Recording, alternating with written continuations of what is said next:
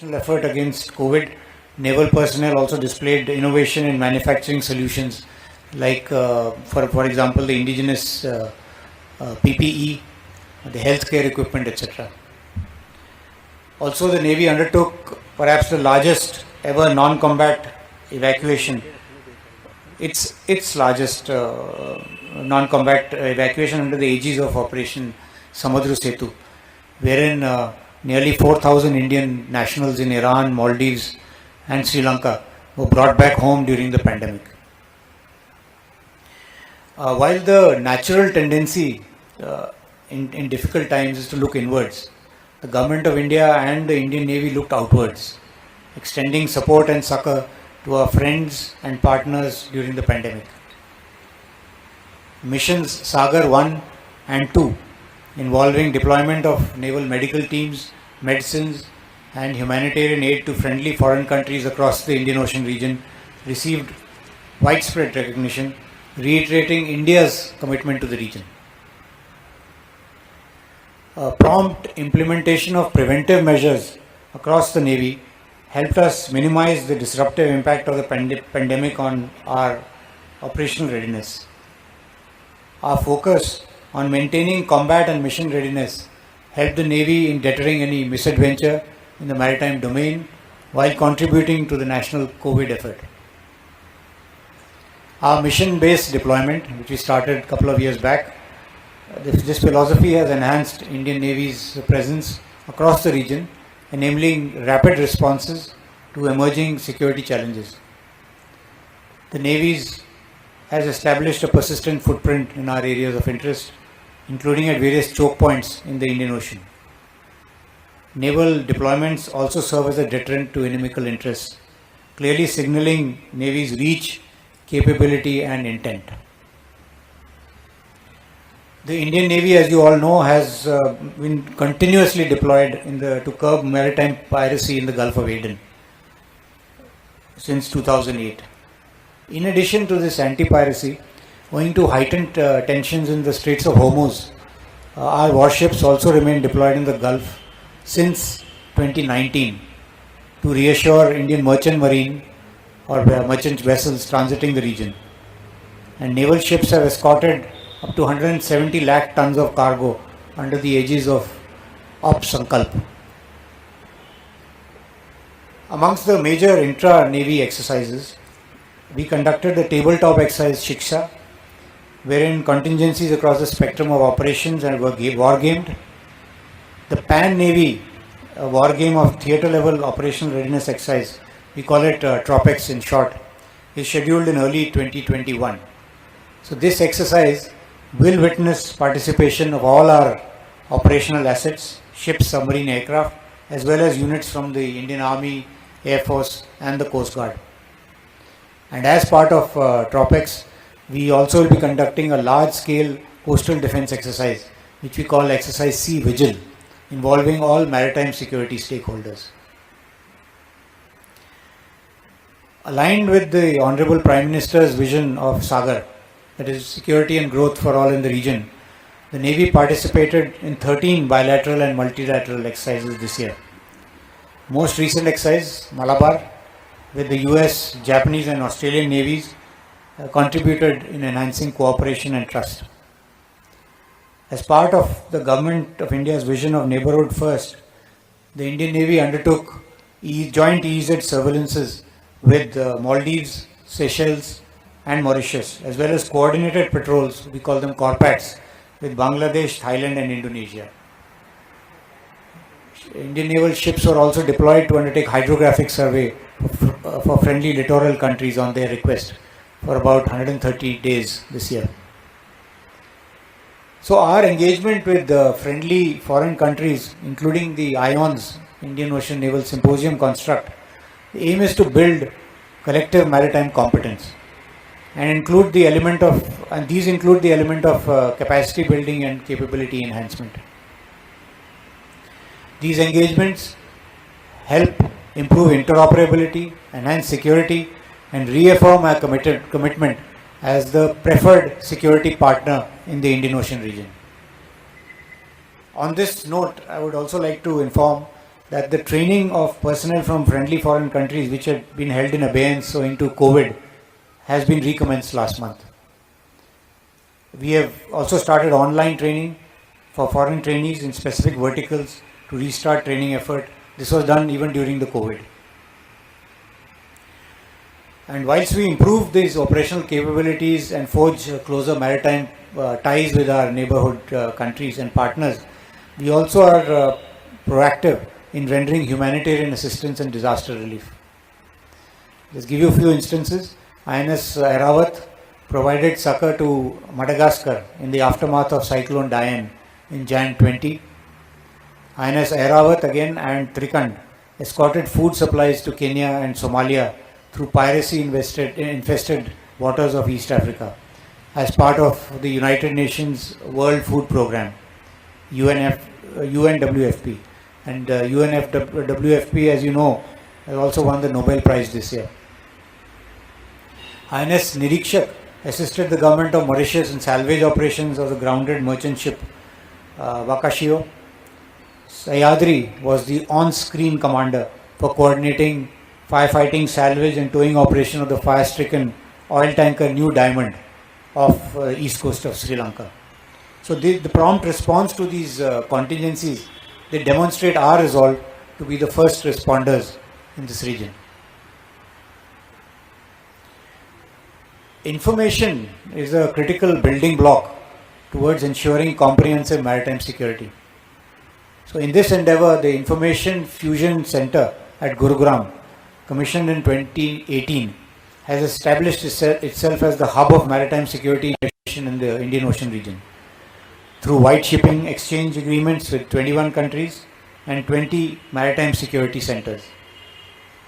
International liaison officers from 13 countries have been invited and 3 ILOs have joined the center, with 3 more likely to join shortly.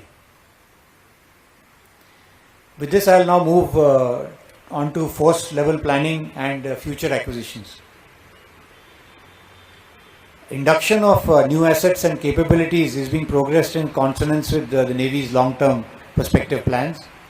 And in building a future Navy, we remain committed to the vision of Make in India, Atmanirbharta in defense sector.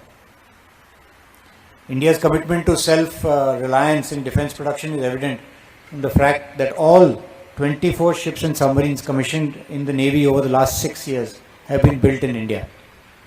Further, of the 43 ships and submarines currently under construction, 41 are being built at Indian shipyards. These include the aircraft carrier Vikrant, the P-15 class destroyer, the P-17 class frigates, and the Scorpene class submarines. Amongst these projects, Vikrant is at an advanced stage of construction. We just finished the basin trials and will commence sea trials in early 2021. Vishakhapatnam, the first 15 Bravo destroyer, is undergoing trials and is scheduled for commissioning next year. We also commissioned the indigenously built LCU L-57 in May and the ASW corvette Kavaratti in October. Himgiri, the second of the 7 ships of P-17 Alpha frigates, will be launched later this month at GRSC Kolkata. A modernization of the submarine arm is also underway. The delivery of the third Scorpene P-75 class boat Karanj is expected by the end of the month. The fourth boat Vela is undergoing sea trials, and the fifth boat Wagir is just been launched. As regards aviation, we inducted 3 ALH, 4 Chetaks, 8 Dorniers and 1 P-8I aircraft this year. A contract for procurement of 6 P-8Is, 6 Kamo 31 helicopters and upgrade of the 6 Heron RPAs are under process and are likely to be concluded in 2021. As you all know, we also signed the LOA for 24 MRH helicopters from the United States through the FMS route, and deliveries will be starting next year. Our major infrastructure project of Seabird is progressing on track. Construction of 8 operational and 2 refit piers, creation of a full-fledged naval dockyard, upgrading of the hospital at Karwar, construction of a naval air station are all planned during this phase 2 alpha. The Navy, as I mentioned earlier, has been at the forefront of indigenization over the past 7 decades. Indigenization of major equipment and systems is being progressed through multiple avenues which are now available in the new Defence Acquisition Procedure 2020. The Indian Navy also established the NIIO, which is the Naval Innovation and Indigenization Organization, to facilitate closer interaction with industry and provide a fillip to innovation. And we are focusing this NIIO mainly on the fight sector, which has some scope for improvement. As far as human resource and training is concerned, we have taken measures towards enhancing opportunities for women officers in the Navy. In this regard, maiden induction of observers in the helicopter stream, appointment to the RPA or remotely piloted aircraft squadrons, and induction into Provo specialization are some of the milestones achieved. 4 women officers have also been appointed on ships in November, and 2 women officers have been appointed to overseas billets in the Maldives and Moscow.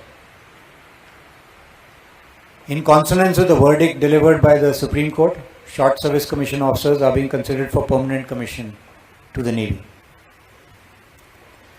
A few words are in order about the defense reforms currently underway in India.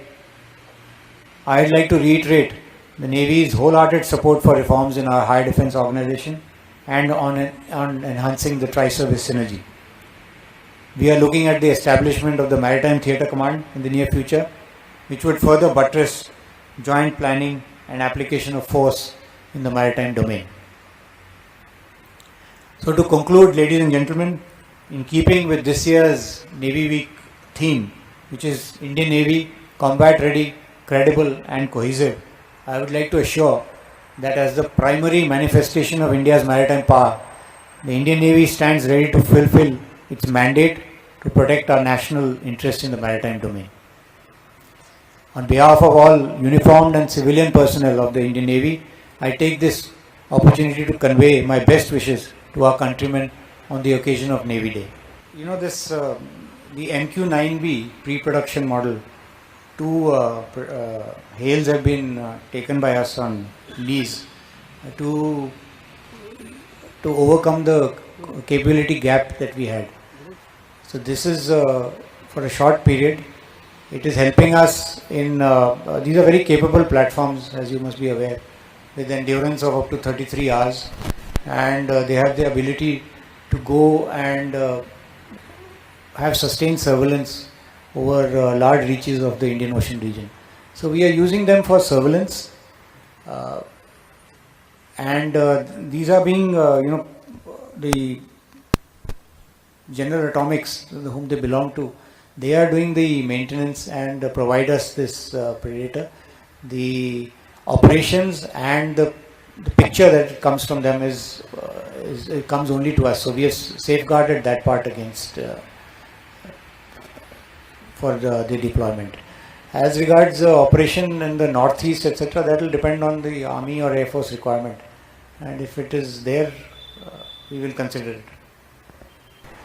See, if Indian Navy's job is to protect the national sovereignty and to keep the seas safe, free and open for our commerce and for unhindered commerce and the passage of the commerce, merchant ships, etc. So we are totally seized of this particular responsibility. We have made long-term induction plan. We've got a maritime capabilities perspective plan. We are proceeding on that. This MCPP or the LTIPP is factored around the challenges that you just mentioned, the threats that are there, and the resource envelope that we have. So we are progressing on that, and we are fully cognizant of this issue. And to basically optimize within the resource envelope, what we do is basically focus on niche capabilities, the ability to deliver ordnance on target, network networking, so that we reduce our expenditure. The unmanned solutions that are available give us a lot of options, and in this entire scheme of things, indigenization is extremely important, because you get certain good capabilities which our private and public sector are capable of giving at a much lower cost. अगर आपको हमारे videos पसंद आए तो please like करें, subscribe करें और share करें।